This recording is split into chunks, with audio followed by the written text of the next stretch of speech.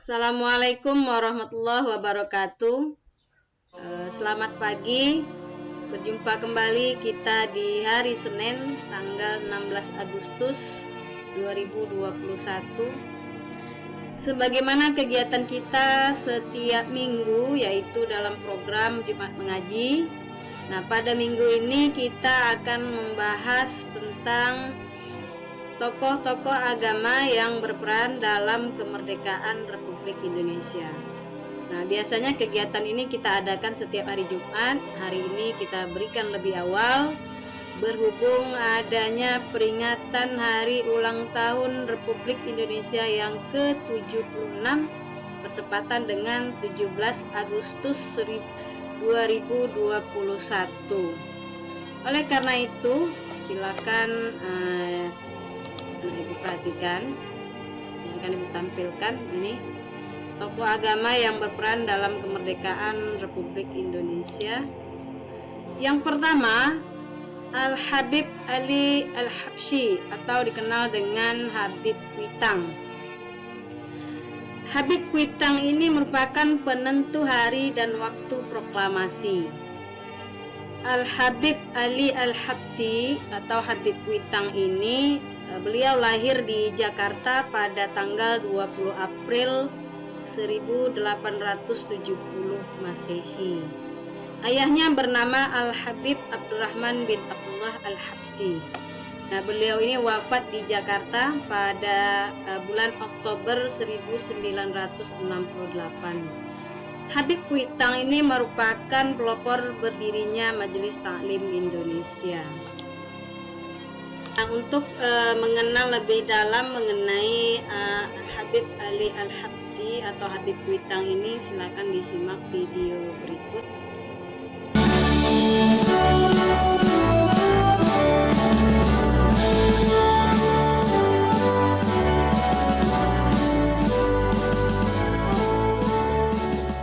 Assalamualaikum warahmatullahi wabarakatuh. Allahumma sholli ala Sayyidina Muhammad wa ala ali Sayyidina Muhammad.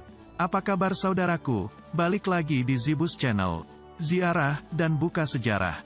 Setiap bulan Agustus, mendekati tanggal 17 sebagai Hari Kemerdekaan Indonesia, seluruh warga masyarakat Indonesia mengibarkan bendera merah putih. Orang yang pertama kali menyerukan hal itu adalah Habib Ali bin Abdurrahman Al-Habsyi Kuitang. Sewaktu Insinyur Soekarno bebas dari penjara Sukamiskin, dijemput oleh sanak famili dan kawan karib. Di antaranya adalah Muhammad Husni Tamrin, yang mengajak Bung Karno untuk tinggal di Batavia atau Jakarta. Sewaktu tiba di Batavia, Bung Karno diajak oleh Husni Tamrin menemui Habib Ali bin Abdurrahman Al-Habsyi di Kampung Kuitang. Di sana Bung Karno tinggal selama 4 bulan, dengan mendapat nasihat dan ikut pengajian Habib Ali baik di rumah maupun di Masjid Kuitang. Suatu hari, saat Bung Karno sedang ikut hadir pada pengajiannya Habib Ali di Masjid Kuitang, Muhammad Husni Tamrin datang untuk menjemputnya, guna menghadiri pertemuan dengan masyarakat Batavia. Lalu Bung Karno meminta izin kepada Habib Ali untuk menghadiri acara tersebut. Dan Habib Ali pun mempersilakannya. Dengan masih bersarung, Bung Karno menghadiri pertemuan tersebut, didampingi Muhammad Husni Tamrin. Itulah permulaan dekatnya Bung Karno dengan Habib Ali bin Abdurrahman Al-Habsyi Kuitang, Jakarta.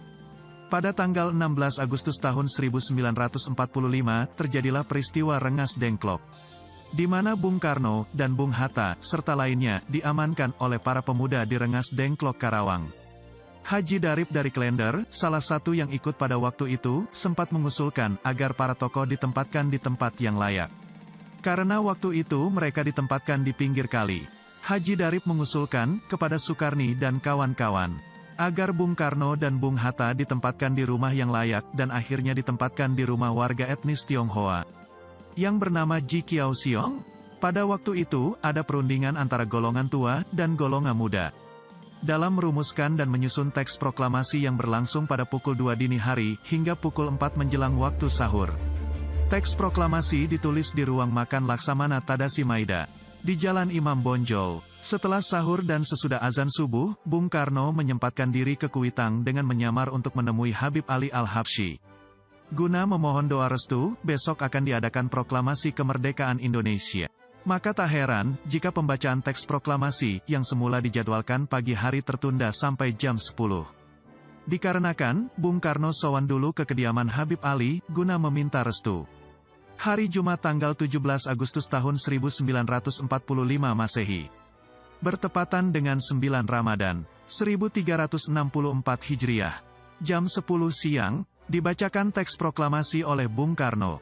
Sekaligus pengibaran bendera merah putih yang dijahit oleh Ibu Fatmawati. Selang 2 jam setelah dibacakan proklamasi, Habib Ali bin Abdurrahman Al-Habsyi mengumumkan kepada jamaah sholat Jumat di Masjid Kuitang bahwa negara ini telah diproklamirkan kemerdekaannya. Habib Ali memerintahkan agar seluruh umat Islam memasang bendera merah putih di rumah dan kampungnya masing-masing. Habib Ali menegaskan agar apa yang diumumkannya disebarluaskan. Kabar tentang pengumuman oleh Habib Ali Kuitang cepat menyebar di kalangan masyarakat Jakarta, khususnya para ulama dan habaib. Guru Mansur dari Jembatan 5 yang mendengar maklumat dari sang guru, langsung membuat bendera merah putih dan dipasang di atas menara masjidnya. Habib Ali bin Hussein Al-Atos pula tidak ketinggalan ikut memasang bendera merah putih di depan kediamannya. Begitu pula Habib Salim bin Jindan memasang bendera di depan rumahnya. Sampai-sampai banyak masyarakat yang bertanya kepada Habib Salim, "Ya Habib Salim, ada apa, dan kenapa bendera merah putih kau kibarkan di depan rumahmu?" Habib Salim menjawab, "Apa kalian tak dengar kabar bahwa ini negeri telah merdeka? Ketahuilah ini negeri telah merdeka, dan lambang dari kemerdekaannya adalah bendera merah putih ini. Sudah kalian jangan banyak tanya lagi, lekas kalian buat bendera merah dan putih, lalu pasang di rumah kalian. Kalau ada yang tanya, bilang kalau negeri ini sudah merdeka." Karena banyaknya masyarakat Jakarta yang tiba-tiba memasang bendera merah putih di rumahnya. Para penjajah Jepang gusar, dan masih belum rela menerima kemerdekaan Indonesia. Para tentara Jepang pun diturunkan untuk merampas bendera merah putih dari rumah-rumah penduduk, khususnya di kediaman para tokoh. Tidak ketinggalan penggeledahan dilakukan di rumah Habib Ali Kuitang. Habib Ali menolak sama sekali untuk menurunkannya. Hingga Habib Ali pun ditahan. Begitu juga Guru Mansur, beliau diminta menurunkan bendera dari menara masjid. Akan tetapi Guru Mansur mempertahankannya. Hingga berondongkannya peluru ke menara masjid. Tapi Guru Mansur tetap pada pendiriannya. Yang pada akhirnya Guru Mansur pun ikut ditahan oleh Jepang. Pihak Jepang pun kewalahan. Karena makin banyaknya orang yang ditahan, mengakibatkan tidak cukupnya ruang tahanan. Lalu dengan sangat terpaksa pihak Jepang membebaskan masyarakat yang ditahan, termasuk para alim ulama dan habaib. Pada akhirnya, Jepang pun hanya bisa pasrah dengan masyarakat Jakarta yang mendukung kemerdekaan negara Indonesia. Maka tradisi pengibaran bendera merah putih di Hari Kemerdekaan Indonesia yang sampai sekarang terus dilakukan seluruh rakyat Indonesia itu. Yang pertama kali menyerukan atau memerintahkan adalah seorang ulama, seorang habaib. Dialah Habib Ali bin Abdurrahman Al-Habsyi Kuitang, Jakarta. Guru spiritual Insinyur Soekarno. Demikian sejarah peranan para ulama, para kiai, dan para habaib yang tidak pula lepas peranannya dalam kemerdekaan negeri yang kita cintai ini. Tokoh agama yang berikutnya yang berperan dalam kemerdekaan Republik Indonesia adalah Al-Habib Hussein Mutahar. Al-Habib Hussein Mutahar ini dikenal sebagai Bapak Pramuka Indonesia serta pencipta lagu kebangsaan. Beliau lahir di Semarang pada tanggal 5 Agustus 1916 Masehi. Ayahnya bernama Al-Habib Salim bin Ahmad Al-Mutahar. Beliau wafat di Jakarta pada tanggal 9 Juni 2004. Nah, lagu-lagu kebangsaan yang diciptakannya diantaranya adalah yang terkenal Himni Syukur, Mars Hari Merdeka, Dirgahayu Indonesiaku, dan 17 Agustus. Kehormatan Negara Bintang Mahaputra atas jasanya menyelamatkan bendera pusaka merah putih. Dan juga memiliki bintang gerilya atas jasanya ikut berperang gerilya pada tahun 1948 hingga 1949. Beliau merupakan pelopor yang mendirikan dan membina pasukan pengibar bendera pusaka atau yang sering kita kenal dengan sebutan Paskibraka. Nah, tim yang beranggotakan pelajar dari berbagai penjuru Indonesia yang bertugas mengibarkan bendera pusaka dalam upacara peringatan Hari Kemerdekaan Indonesia. Habib Mutahar ini aktif dalam kegiatan kepanduan. Ia adalah salah seorang tokoh utama Pandu Rakyat Indonesia, gerakan kepanduan independen yang berhaluan nasionalis. Tokoh agama berikutnya adalah Al-Habib Idrus Al-Jufri. Al-Habib Idrus Al-Jufri ini merupakan penggagas bendera pusaka merah putih. Beliau lahir di Tarim, Yaman pada tanggal 15 Maret 1892. Ayahnya bernama Al-Habib Salim bin Alwi Al-Jufri. Nah, beliau wafat di Palu, Sulawesi Tengah pada tanggal 22 Desember 1969. Beliau ini merupakan keturunan Al-Imam Al-Khawasah bin Abu Bakar Al-Jufri. Beliau diangkat sebagai mufti dan qadhi di kota Taris, Hadramaut. Mufti ini seperti MUI dan qadhi ini adalah hakim. Pada usia 25 tahun, yaitu pada tahun 1916 Masehi. Habib Idrus merupakan tokoh pejuang di Provinsi Sulawesi Tengah. Nah, dalam bidang pendidikan agama Islam, pada usia 41 tahun, mendirikan sebuah lembaga pendidikan yang diberi nama Al-Khairat. Pada tahun 1930 Masehi, Habib Idrus pindah ke kota Palu. Kehadiran Habib Idrus di kota Palu merupakan wujud dari keinginan masyarakat setempat yang ingin mengenal Islam lebih baik. Nah, syair beliau yang cukup dikenal berbunyi, tiap bangsa memiliki simbol kemuliaan, dan simbol kemuliaan kami adalah merah putih. Syair kemerdekaan Republik Indonesia ini beliau susun saat menyongsong momen proklamasi 17 Agustus 1945. Versi lengkapnya begini. Bendera kemuliaan berkibar di angkasa, hijau daratan dan gunung-gunungnya. Sungguh hari kebangkitan ialah hari kebanggaan. Orang-orang tua dan anak-anak memuliakannya. Tiap tahun hari itu menjadi peringatan. Muncul rasa syukur dan pujian-pujian padanya. Tiap bangsa memiliki simbol kemuliaan, dan simbol kemuliaan kami adalah merah putih. Tokoh agama berikutnya yang berperan dalam kemerdekaan Republik Indonesia adalah Al-Habib Ahmad Assegaf. Beliau merupakan sastrawan yang berperan dalam kemerdekaan. Lahir di Shir, Yaman pada tahun 1879. Ayahnya bernama Al-Habib Abdullah bin Muhsin Assegaf. Beliau wafat di Jakarta, Indonesia pada tahun 1949. Nah, beliau ini ikut mendirikan Ar-Rabitah Al-Alawiyah. Ar-Rabitah Al-Alawiyah ini merupakan sebuah kepengurusan yang mencatat nasab mulia Nabi Muhammad SAW. Nah, beliau dikenal sebagai wartawan, sejarawan, dan sastrawan keturunan Arab yang terkenal pada masa kemerdekaan. Banyak menyerang pemerintah kolonial Belanda melalui tulisan-tulisannya. Untuk melengkapi data tulisannya itu, beliau mendatangi berbagai tempat di Indonesia, bertemu dengan tokoh masyarakat, ulama, dan sejarawan. Pada tahun 1913 Masehi, beliau berlayar ke Singapura dan ke Indonesia untuk mengunjungi saudaranya yang tertua, yaitu Sayyid Muhammad bin Abdullah bin Muhsin Assegaf di Pulau Bali. Ia tinggal di Pulau Dewata itu beberapa lama sambil berburu sekaligus berdakwah di sana. Nah, melalui pergerakan Ar-Rabitah Al-Alawiyah pula, ia mempunyai pengaruh yang sangat kuat di dalam memberikan petunjuk dan pentingnya persatuan di kalangan umat Islam dalam menghadapi penjajahan. Semua itu dapat dilihat dalam qasidah, syair, serta nyanyian yang ia karang. Tokoh berikutnya yang berperan dalam kemerdekaan Republik Indonesia adalah Haji Abdurrahman Baswedan. Nah, ini lebih sering dikenal dengan A.R. Baswedan.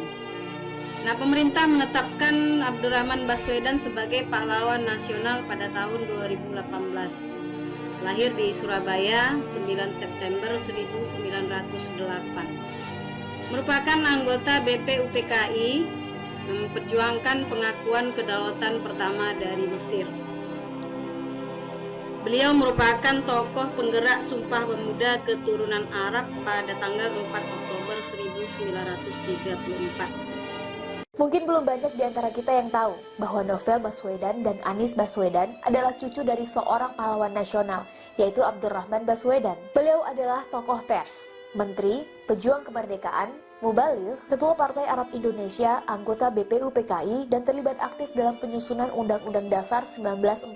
Beliau termasuk dalam tim delegasi Indonesia yang dipimpin oleh Kiai Haji Agus Salim dalam rangka mencari dukungan diplomatik dari negara-negara Liga Arab tahun 1947. Salah satu jasa terbesar beliau tentu saja ketika ditugaskan oleh Kiai Haji Agus Salim untuk pulang seorang diri ke Indonesia, menyelamatkan dokumen maha penting, yaitu dokumen pengakuan kedaulatan Indonesia dari Mesir, agar bisa diantarkan langsung pada Presiden Soekarno di Yogyakarta, karena Indonesia pada saat itu kembali dalam kuasa Belanda. Kiai Haji Agus Salim pada waktu itu belum bisa kembali karena harus meneruskan perjuangan diplomasi untuk mendapatkan pengakuan kedaulatan Indonesia dari negara Arab lainnya. Perlu kita semua ketahui bahwa upaya delegasi Indonesia datang ke Mesir untuk mencari dukungan dari Liga Arab selalu mendapatkan rintangan dari Belanda dan sekutunya, mulai dari kedatangan, sesampainya di sana, sampai pada waktu kepulangan. Protes besar dilakukan oleh Duta Besar Belanda di Mesir, namun Mesir tak bergeming, sehingga perjalanan pulang A.R. Baswedan bisa dikatakan misi berani mati. Beliau harus terbang mempertaruhkan segalanya,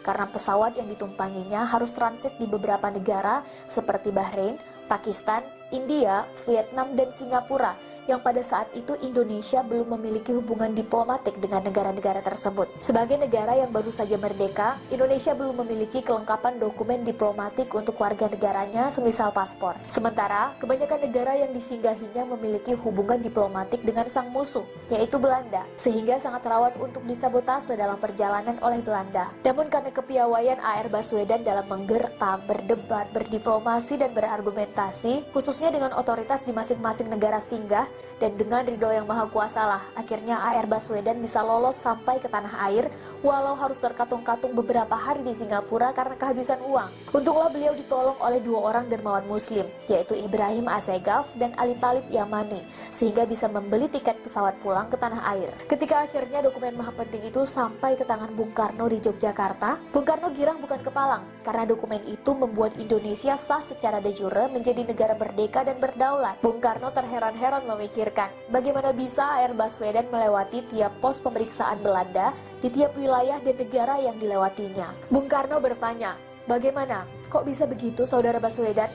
A.R. Baswedan menjawab, "Untung." Dalam beberapa kisah juga diceritakan bahwa A.R. Baswedan harus menyembunyikan dokumen maha penting itu dalam selipan kaos kakinya, sambil terus berzikir menggunakan tasbih pemberian pejuang kemerdekaan dari Maroko setiap melewati pos pemeriksaan Belanda. Ya, itulah sebahagian dari banyak jasa A.R. Baswedan. Perlu kita ketahui juga bahwa di usia mudanya, beliau seringkali melepaskan tawaran gaji yang tinggi demi idealismenya memperjuangkan kemerdekaan negara. Beliau pernah melepaskan pekerjaan dengan gaji bulanan setara dengan 24 kuintal beras demi untuk fokus dalam pergerakan menuju kemerdekaan. Oleh karena itu tidak aneh, meski beliau pernah menduduki beberapa jabatan tinggi seperti menteri, namun tatkala beliau meninggal, beliau tidak mewariskan rumah kepada 11 anaknya. Karena memang semasa hidup, beliau tinggal di rumah yang dipinjamkan oleh kawannya. Beliau justru meninggal dengan mewariskan 5.000 koleksi buku dengan berbagai judul dan tema. Buku-buku yang semasa hidupnya menjadi teman, sekaligus nutrisi dalam perjuangannya. Seolah itu memberi sinyal bagi keturunannya dan kita semua. Carilah ilmu sebanyak mungkin agar berguna bagi negara dan agama,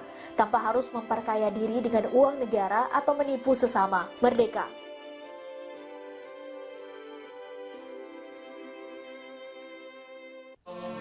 Tokoh agama yang berperan berikutnya dalam kemerdekaan Republik Indonesia adalah Al-Habib Syarif Sultan Abdul Hamid II. Beliau merupakan perancang lambang Garuda Pancasila. Itu coba silakan disimak video berikut. Pernah nggak kalian bertanya siapa perancang dari Garuda Pancasila tersebut, guys? Garuda Pancasila merupakan lambang resmi NKRI. Keberadaannya tentu sangat penting buat Indonesia. Namun siapa sih sebenarnya perancang simbol negara itu? Namanya Syarif Abdul Hamid Al-Qadri. Dia merupakan putra sulung Sultan Syarif Muhammad Al-Qadri, pemimpin ke-6 Kesultanan Qadariyah, Pontianak yang lahir pada tanggal 12 Juli. Sebagai keturunan raja, dia dibesarkan dalam lingkungan keraton yang berada di Kelurahan Bugis, Kecamatan Pontianak Timur, Kota Pontianak. Pendidikannya pun setara dengan orang-orang Eropa, guys. Setelah berhasil menyelesaikan studi militernya di KMA, dia masuk ke dalam Kesatuan Tentara Hindia Belanda. Dia berpangkat Letnan 2 pada tahun 1983 dan Letnan 1 pada 1939. Sebagai prajurit, dia pernah bertugas di Bandung, Balikpapan, Malang, dan beberapa wilayah lainnya di Jawa. Ketika Perang Dunia dimulai 1941, dia terlibat pertempuran melawan Jepang di Balikpapan. 4 tahun setelah Indonesia merdeka, 17 Desember 1949, Bung Karno selaku Presiden Republik Indonesia mengangkat pria yang akrab dikenal Sultan Hamid II sebagai salah satu kabinet RIS atau Republik Indonesia Serikat. Namun pengangkat itu tanpa portofolio, guys. Oleh karena itu dia dikenal sebagai Menteri Negara Zonder Portofolio. Saat sedang menjabat menteri, dia mendapat tugas penting dari Bung Karno, yakni disuruh membuat sebuah lambang negara. Setelah rampung 8 Februari 1950, rancangan hasil karyanya itu dia serahkan kepada presiden yang selalu memakai peci hitam itu, guys. Ketika sudah berada di tangan presiden, rancangan lambang itu mendapat masukan dari Partai Masyumi. Bagi partai tersebut, gambar Garuda di dalamnya bersifat mitologis dan perlu direvisi. Rancangan itu pun akhirnya disempurnakan sesuai dengan masukan berbagai pihak. Dengan kesepakatan bulat serta disposisi dari Bung Karno, terbentuklah Garuda Pancasila seperti yang sekarang sejak 20 Maret 1950, guys. Namun sayangnya, nama Sultan Hamid II sebagai desainer telah seperti lenyap dari rekam jejak sejarah, namanya tak lagi dikenang, guys. Demikian beberapa tokoh agama yang berperan dalam kemerdekaan Republik Indonesia. Mari kita kenali tokoh-tokoh pejuang kemerdekaan yang lainnya. Sebab bangsa yang besar adalah bangsa yang mengenang jasa para pahlawannya. Oleh karena itu, kenali jati dirimu dan banggalah menjadi bagian dari bangsa yang besar. Baiklah, demikian paparan kali ini mengenai tokoh-tokoh agama yang berperan dalam kemerdekaan Republik Indonesia. Mudah-mudahan anak-anak ibu di rumah bisa lebih banyak lagi membaca, mendengarkan sejarah-sejarah kemerdekaan kita. Ibu tutup dengan wabillahi taufiq wal hidayah. Assalamualaikum warahmatullahi wabarakatuh.